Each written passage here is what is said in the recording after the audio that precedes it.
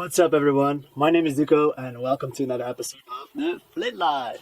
So, today I'm going to answer to the question, how much does it cost to live in a van for 1 month? So, the answer to this question has to do with a lot of things. It's insane. But what I can give you is the price that I pay per month, and I'm going to give you some steps or some variables to look into so you can make an estimation of how much it would cost for you to jump into the van life for 1 month. All right, ready? Let's get to it. So the first variable you want to look into is, of course, the type of car. So what type of car do you have? How big is it? And how much do you waste in terms of petrol or diesel? How much does it use? How much does it consume? And that is a variable that really decides for you how much you're going to spend on gasoline or diesel. The second thing, of course, within the same subject, that is, do you have a diesel or do you have a car with gasoline? Diesel is cheaper than gasoline, so in this case, if you have diesel, you may be spending less on the long run. All right, but on the other side, there will be other costs to compensate for it as well. So the type of car that you have is going to really decide how much you are going to spend per month on diesel or gasoline. As well, depending on the car, as for here in the Netherlands, you have different taxes for different cars. So nowadays, the cleaner the car, the less taxes you will have. But then there will be other taxes as well if the car is very old. And so that is also another variable that has to do with the type of van that you pick. And the last variable of the car is the insurance. How much do you pay per month for your insurance? In the Netherlands, you must have insurance, otherwise you cannot be on the road. There's no way you can get on the road without insurance. So that's a fixed variable cost you will have for every month. So if we're going to look outside of the car, really depending on what you do, there's some other costs as well. So number one, food and water. How much do you spend on food and water per month? You can be in a van life and you can do it very cheap. You can eat pasta every day and beans. It also depends on how smart you are with cooking and these kind of things. So what you can do, for example, like what I really like to do is when I make, for example, pasta in the afternoon, I make a bunch. So I make for like 3 persons or maybe 4 persons. And then the leftovers, I will just store it. So I have a batch for the next days. That's something to reduce cost and also the amount of times that you have to cook. So that's the thing you have to think of. That's a little van life hack. You can also just make a batch of different things. For example, if you like to eat granola or you make porridge in the morning, you can already make a batch when you leave home with the oven. You can just prepare yourself some awesome granola and make like a big batch of that and store that as well. The amount of food you consume per month and where you buy it as well, the country where you are, is really going to be a big variable every month for your overall monthly fixed cost. Then, are you a road tripper or are you a long parker? So this really has to do, it's in relation with the amount of money you will spend on gasoline. If you're gonna road trip from place to place to place to place to place to place to place and do a very long stretch of land, that means you will have to pay for it. So it's gonna be increasing your gasoline prices. As well, another thing is that some countries may have toll roads.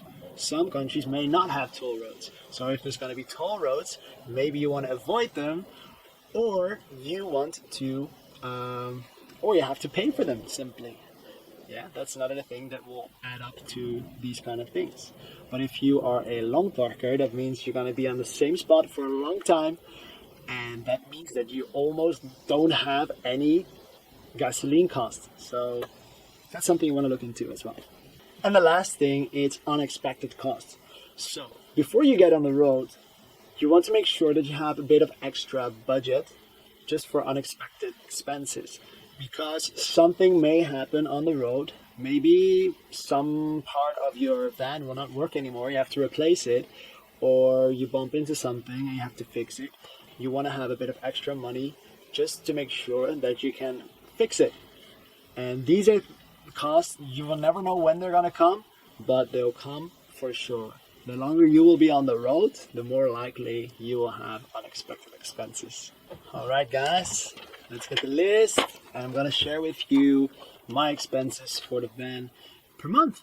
So let's start just with the van, because yeah, these are really depending on the van and not on me. Let's get into. So for the insurance, I pay 75 euros. Then for the road taxes, I pay 20 euros per month.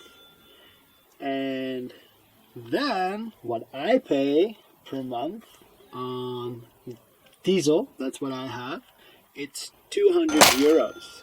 And I'm not a long parker, but I'm also not a road tripper. I'm like right in between.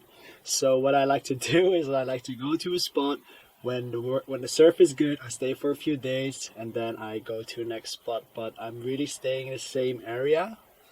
That's what I'm usually doing. So I'm not going from place 100 miles down the road there, then there, then there. No, I stay in a place where the waves are usually good and I just drive around there a bit to get the surf.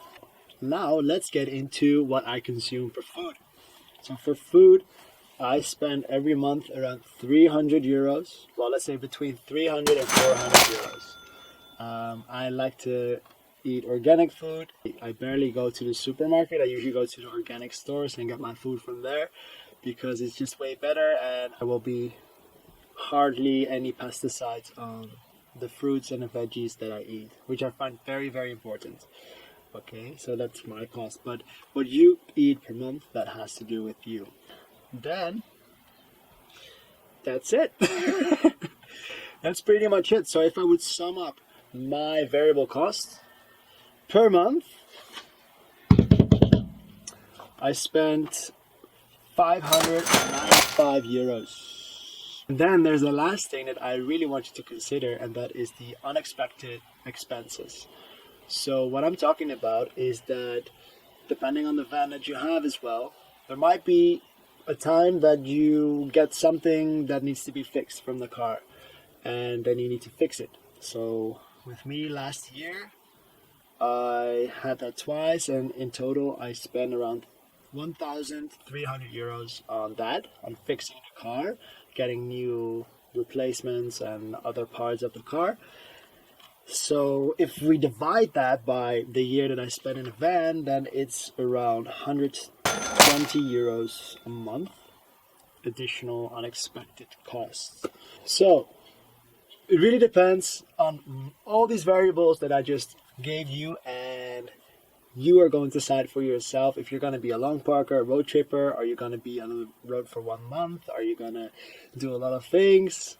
It really depends on you, okay? And the longer you will have a van, the more likely it will be possible that you will have unexpected expenses. I really hope that this information helps you a lot. If you have any questions, feel free to comment them below, and I'll do my very best to comment on them.